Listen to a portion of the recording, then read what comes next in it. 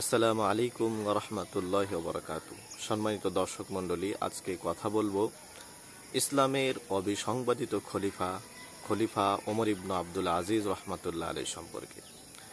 খলিফা ওমর ইবনে আব্দুল আজিজ রহমাতুল্লাহ আলাইহি সম্পর্কে যখন আমরা কোনো আলোচনা শুনি, যখন তার কথা স্মরণ হয়, সর্বপ্রথম তার সম্পর্কে যে বিষয়টি আমাদের মনে জাগ্রত হয়, তার সম্পর্কে যে বিষয়টা আমাদের মনের মাঝে নাড়া দেয়, সেটা হলো যে খলিফা ওমর ইবনে আব্দুল আজিজ রহমাতুল্লাহ আলাইহি শাসন আমল ব্যবস্থা এত সুন্দর ছিল, এত সুচারু ছিল।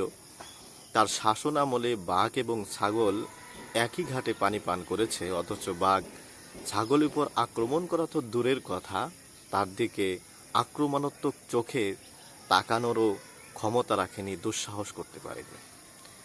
তো ওমর ইবনে আব্দুল আজিজ রহমাতুল্লাহ আলাইহির শাসন আমলে কি কারণে এই বাঘের অন্তরে, বাঘের মনের ভিতরেও এই ভয় সৃষ্টি হয়েছিল যে আমাদের খলিফা হিসেবে ওমর ইবনে আব্দুল আজিজ রহমাতুল্লাহ আলাইহি আছেন, আমি কিভাবে তার শাসন আমলে একটি ছাগলের দিকে আক্রমণাত্মক চোখে তাকাই। কি পরিমাণ ভয় একটা প্রাণীর মাঝে পর্যন্ত পৌঁছে গিয়েছিল। তাহলে সহজেই বোঝা যায় যে তার শাসন আমলে মানুষের মাঝে তার সম্পর্কে কতটা ভীত, কতটা সম্মানজনক অবস্থা ছিল।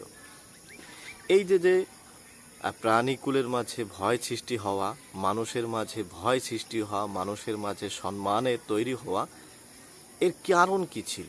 এর কারণ উদ্ঘাটন করতে গিয়ে আমাদের সামনে আরও একটি ঘটনা আসে। সেই ঘটনাটি হলো ওমর ইবনে আব্দুল আজিজ রহমাতুল্লাহ আলাইহির জীবনের শেষ মুহূর্তে তার জীবনের মৃত্যুর ঘটনা। কারণটি হলো যে যখন তিনি মারা যান, তখন তার চিকিৎসক গবেষণা করে, ট্রিটমেন্ট করে যেটা বুঝতে পারেন, সেটা হলো যে তার মৃত্যুর কারণ হয়েছে যে তার কলিজা ফেটে গিয়েছে। তো তার কলিজা ফেটে যাওয়ার বাহ্যিক কোনো কারণ খুঁজে পাওয়া যাচ্ছিল না, যে সে কোনো আঘাত খেয়েছে বা পড়ে গিয়েছে, তার উপর কেউ আক্রমণ করেছে, এমন কোনো ঘটনা ঘটেনি, অথচ তার কলিজা ফেটে গেছে। এর কারণ উদ্ঘাটন করতে গিয়ে দেখা গেল যে তার কলিজা যে ফেটেছে কোনো আঘাতের কারণে নয়, বরং আল্লাহ তাআলার ভয়ের কারণে তার কলিজা ফেটে গেছে।